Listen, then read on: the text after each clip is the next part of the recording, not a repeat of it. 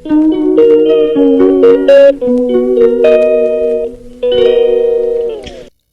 Everyone, welcome to my channel Rahasya blog. आज चैत्र नवरात्रा का पहला दिन है, पहला पूजा है। मेरे हस्बैंड नवरात्रा करते हैं, पूरा 9 दिन का नवरात्रा रखते हैं। तो यहाँ पे वो पूजा कर रहे हैं, पाठ बैठ के पाठ कर रहे हैं और मैं भी पाठ सुन रही हूँ। मुझे अच्छा लगता है पाठ सुनना। तो यहाँ पे मेरी बेटी भी है। जब तक उसके पापा पूजा करते हैं वो कहीं नहीं जाती, वो यहीं रहती है पूजा के पास ही, मतलब घूमती रहती है, खेलती रहती है, बट वो कहीं जाएगी नहीं। और मैं भी सुन रही हूँ। और मुझे कोई काम लग भी जाए, कहीं काम भी कुछ कर रही हूँ तो भी मेरा ध्यान यहीं रहता है, क्योंकि मुझे अच्छा लगता है सुनना नवरात्रा का पाठ। तो मैं यहीं सुनती रहती हूँ। कुछ काम भी कर रही हूँ तो मेरा ध्यान यहीं लगा हुआ रहता है, मैं सुनती रहती हूँ।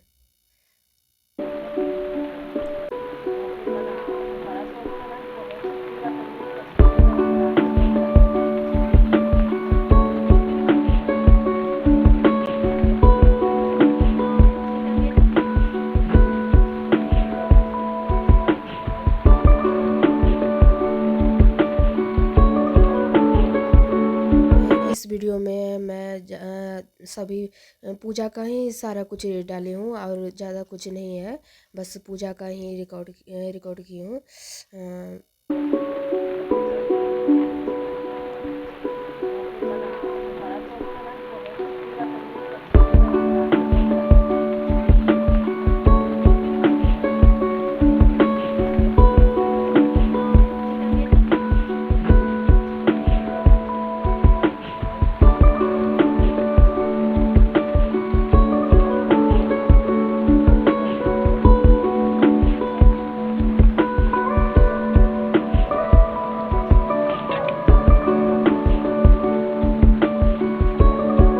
फिर ममता से आकृष्ट चित होकर वहां इस प्रकार चिंता करने लगे। पूर्व काल में मेरे पूर्वजनों ने जिसका पालन किया था वही नगर आज मुझसे रहित है। पता नहीं मेरे दुराचारी भृत्यगण उसकी धर्म पूर्वक रक्षा करते हैं या नहीं। जो सदा मन की वर्षा करने वाला और शूरवीर था वह मेरा प्रधान हाथी अब शत्रुओं के अधीन होकर न जाने किन भोगों को भोगता होगा। जो लोग मेरी कृपा, धन और भोजन पाने से सदा मेरे पीछे पीछे चलते थे वे निश्चय ही अब दूसरे राजाओं का अनुसरण करते होंगे। उन अपव्ययी लोगों के द्वारा सदा खर्च होते रहने के कारण अत्यंत कष्ट से जमा किया हुआ मेरा वह खजाना खाली हो जाएगा। ये तथा और भी कई बातें राजा सूरत निरंतर सोचते रहते थे। एक दिन उन्होंने वहां विप्रवर मेघा के आश्रम के निकट एक वैश्य को देखा और कहा, उनसे पूछा, भाई तुम कौन हो? यहाँ तुमको आने का क्या कारण है? तुम क्यों शोकग्रस्त और अनमने से दिखाई देते हो?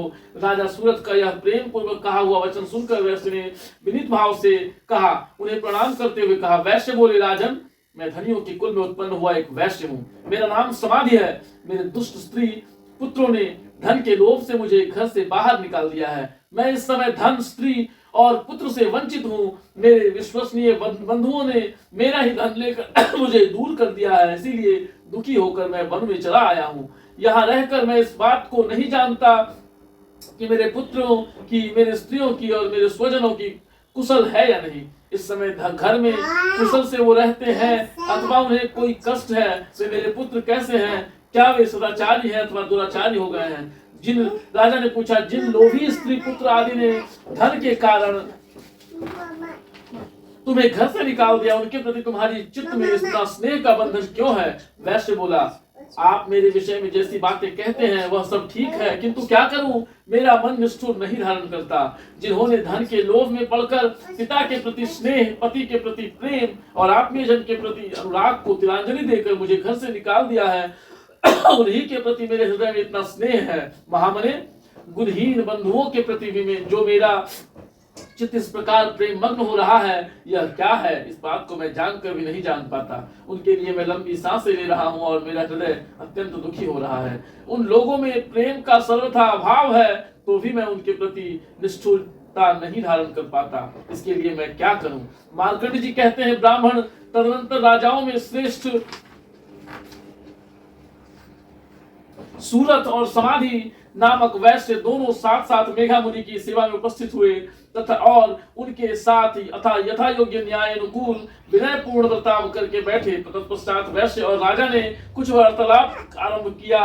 राजा ने कहा, भगवान, मैं आपसे एक बात पूछना चाहता हूँ, उसे बताइए। मेरा चित्त अपने अधीन न होने के कारण वह बात मेरे मन को बहुत दुखी देता है। जो राज्य मेरे हाथों से चला गया है उसमें और उसके संपूर्ण अंगों में मेरी ममता बनी हुई है। मुनि श्रेष्ठ यह जानते हुए भी कि वह अब मेरा नहीं है, ज्ञान की भांति मुझे उसके लिए दुख होता है। क्या है? इधर यह वैश्य भी घर से अपमानित होकर आया है। इसके पुत्र स्त्री और मृत्यु ने इसे छोड़ दिया है। स्वजनों ने भी इसका परित्याग कर लिया है, तो भी यह उनके प्रति अत्यंत हार्दिक स्नेह।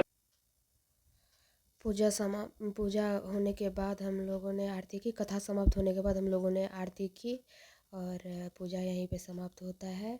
आज पहला पूजा। वीडियो अच्छा लगा हो तो वीडियो को लाइक करें, कमेंट करें, शेयर करें, चैनल को सब्सक्राइब करें। Thank you.